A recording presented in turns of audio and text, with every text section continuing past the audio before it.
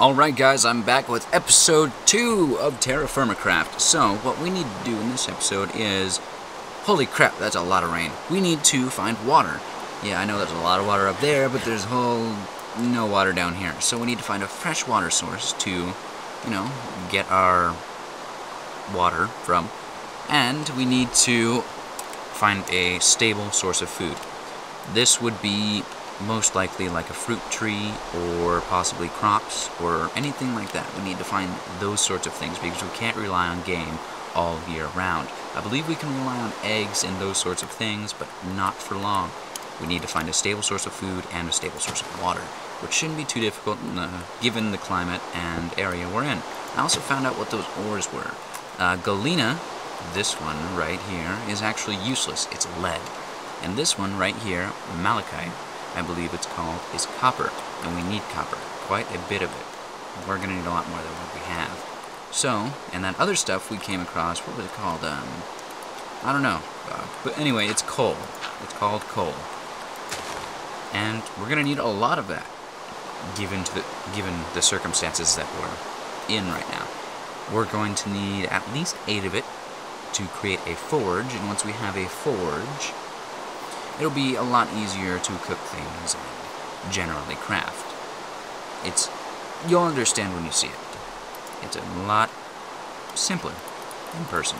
So, we have all these hickory logs that we have absolutely no use for. Well, this isn't completely true. We can use these hickory logs for, say, a charcoal pile. You would put them all in a pile and light it on fire, and then you would have charcoal in about a few days. And that's it. You could use the charcoal to build a forge, or you could use coal to build a forge.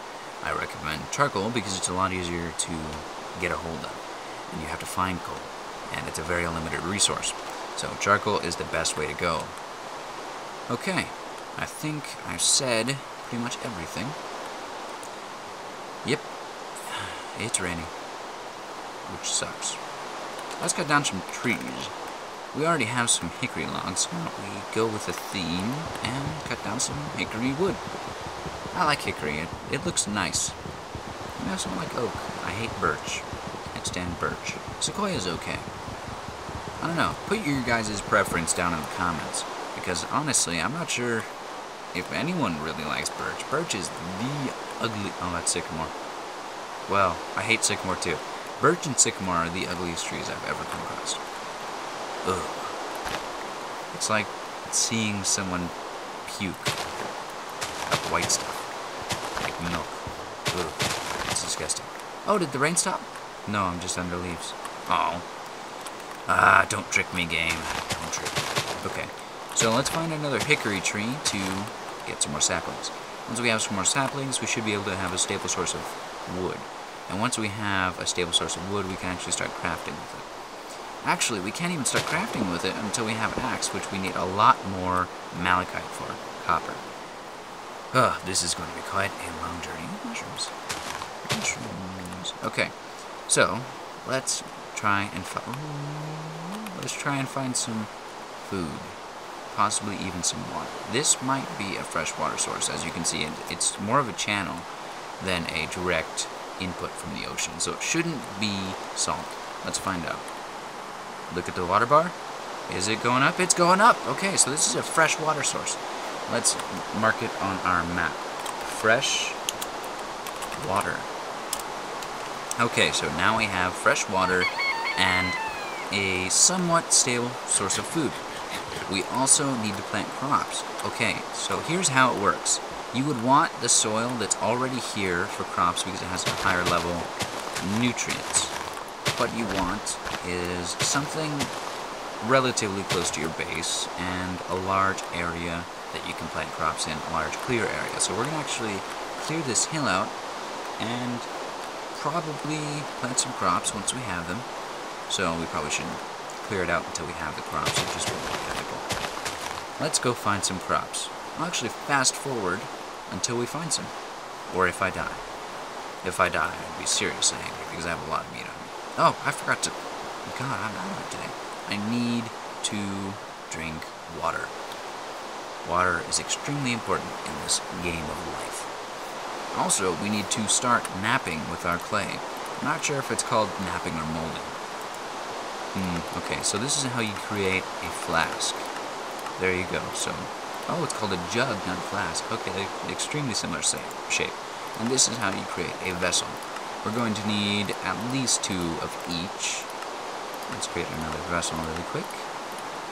And then afterwards, I'll show you exactly how you can fire these into ceramic pieces and generally useful tools. Each ceramic tool has a chance of breaking each time you use it, so be careful. Don't be surprised if it just breaks in your hand and you have to pick up all your items once more. It's an extremely unpredictable thing. You could be using it for ages and all of a sudden, boom, it's gone. Is my water going up still? I can't tell. Is it right here? Right here? Right here? Come on, water, go up. Right here? There it is, right here.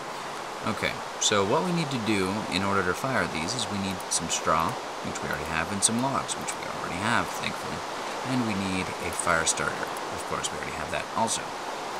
After I'm done drinking water, I'll start a fire pit, or, if you will, a fire kiln. Halfway is good enough. If it gets too low, you'll start getting a debuff, slowness. So you want to be careful of that. You know what, we'll just dub this our home for now. Let's go in here, up, home, me, home. We don't want to set anything on fire. I don't think you really can in this game. Not with the fire starter anyways. Let's go, okay. So you would shift, right click, and it sets it down. There you go. Once more. There we go. And you get your straw, right click, 8 times. There we go, okay. Now same with your logs. Now what you would do to put down an actual log pile is shift right click instead of just right clicking. But with this it's kind of a special circumstance. So you get your fire starter and you fire it up.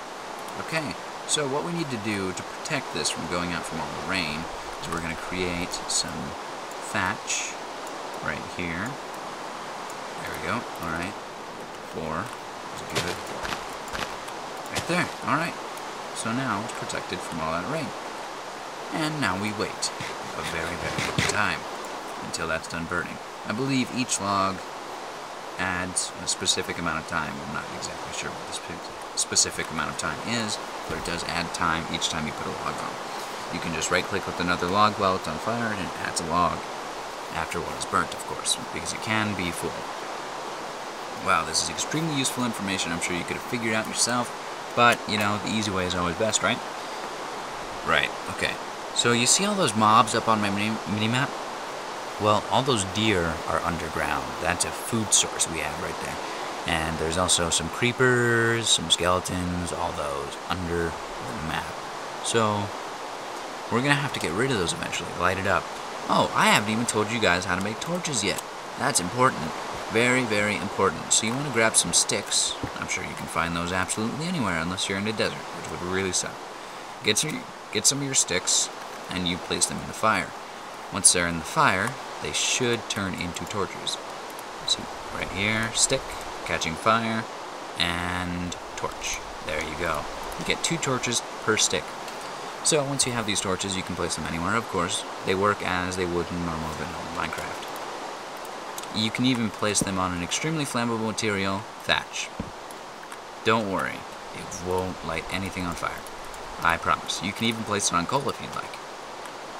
I'm sure the creator of the mod pack is just cringing every time someone does that. Alright. I believe that is enough for now. I'll cut until that is done, and then I'll get back to explaining things. Thanks for watching. I'll see you guys in a minute.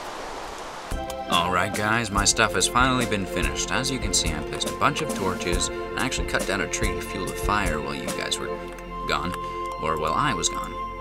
So we just shift right click to get all these out once more. And now we have a ceramic jug, a ceramic vessel, and a pair of each really. Okay, so we can use our ceramic jugs to go get water. I'll show you exactly how. It's very easy.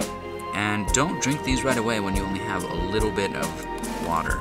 So you can use these when your water is halfway down and it'll fill it all the way up. It's really easy. You can check all of your stats right here. So I am low on fruit, vegetables, grain, dairy, pretty much everything that's not protein, because all I have is venison at the moment, which is a little bit of an overkill in protein, but you know how it goes. And with these, you can just right click and you can place stuff in it. So I can just put the thatch in there, I can put those metals in there, I can put the mushrooms in there if I wanted, but I don't want to put the thatch in there. Just move those there. There we go. Okay, that's good. You could just store these in your inventory, or you could store them on the ground. Let me show you how. So we will go in our house, and we'll shift, right click, boom, there you go. And you can also put your rocks and your clay, and pretty much anything that's small in there. Let's put that down too. Okay, so that's pretty much how you start off. These first 2 episodes have mostly been a starting guide. In the next episode, we'll get more complicated. See you guys!